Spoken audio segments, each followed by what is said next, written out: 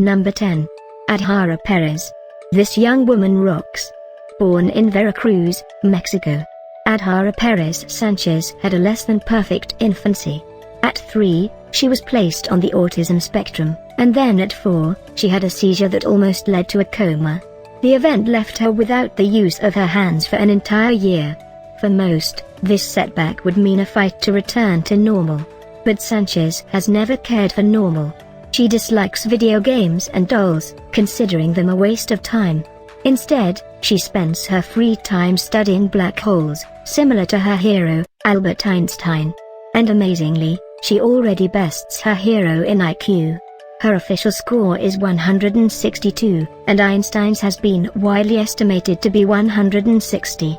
By age 8, she had already graduated high school. Following that, she enrolled in 2 college degrees at once, one in systems engineering and one in industrial engineering in mathematics. Number 9. Michael Carney. Some people develop quickly. Some people just start ahead. Michael Carney is both.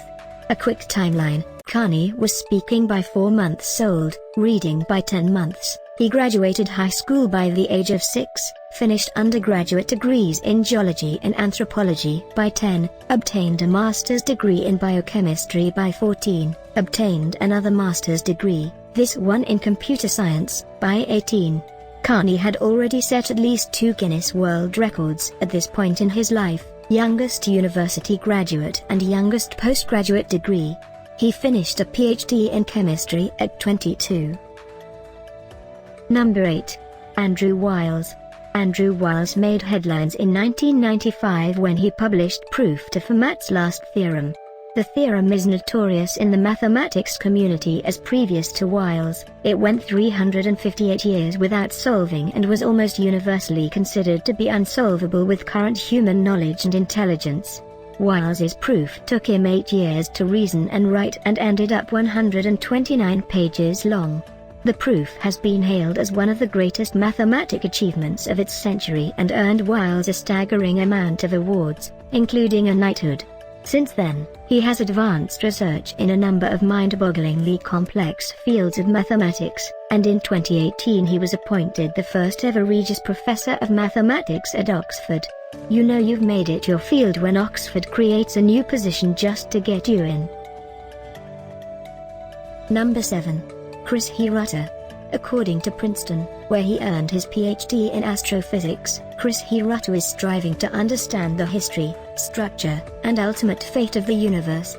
And he's been working on those issues since he was a child. By age 13, he had already won the International Physics Olympiad. The next year, he enrolled at Caltech and did his bachelor's by 18. After his PhD, he went back to Caltech, this time as a professor.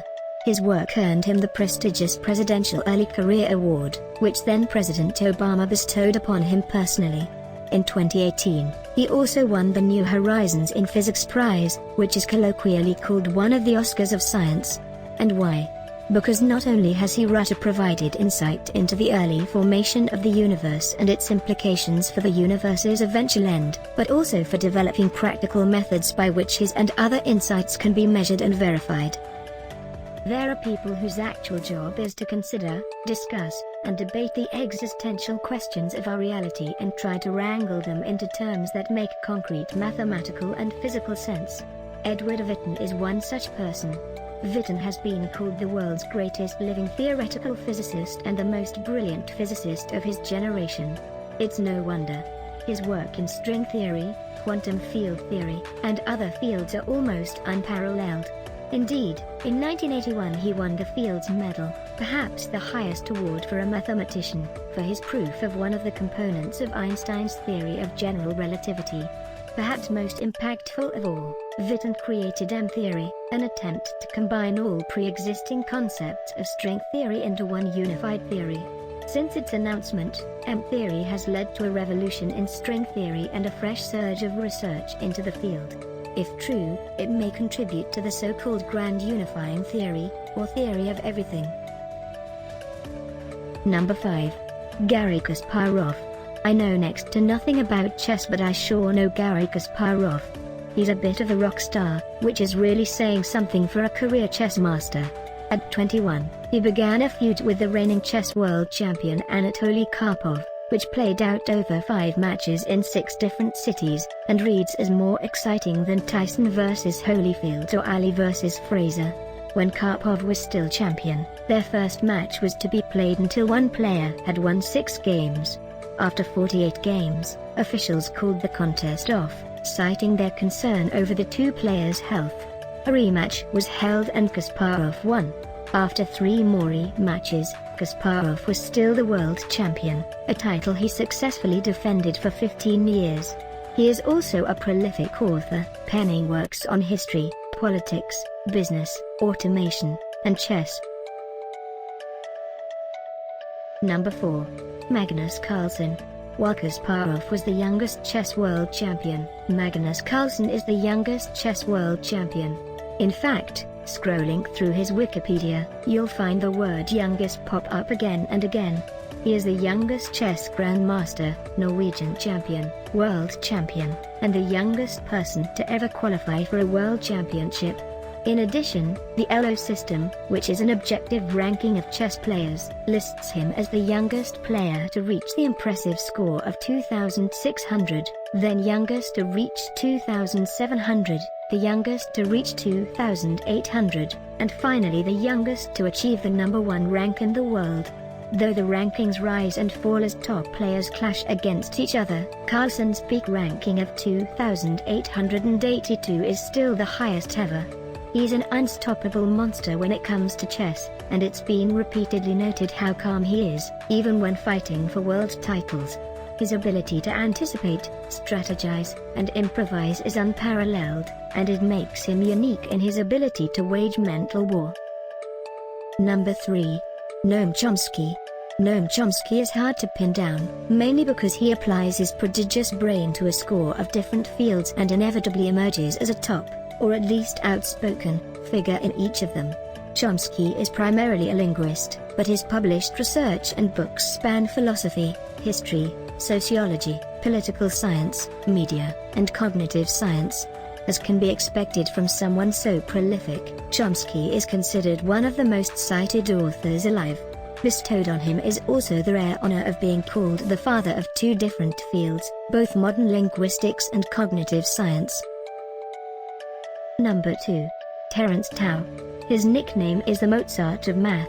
That gets him on the list right there. The next thing that puts him in this upper echelon is his chosen field of study. Or should I say fields, as he has published almost 400 papers on topics as diverse and dense as partial differential equations, combinatory, harmonic analysis, additive number theory, differential equations, algebra, and harmonic analysis. Tao's awards and accolades are too numerous to list, but notable examples are the Fields Medal and MacArthur Genius Grant.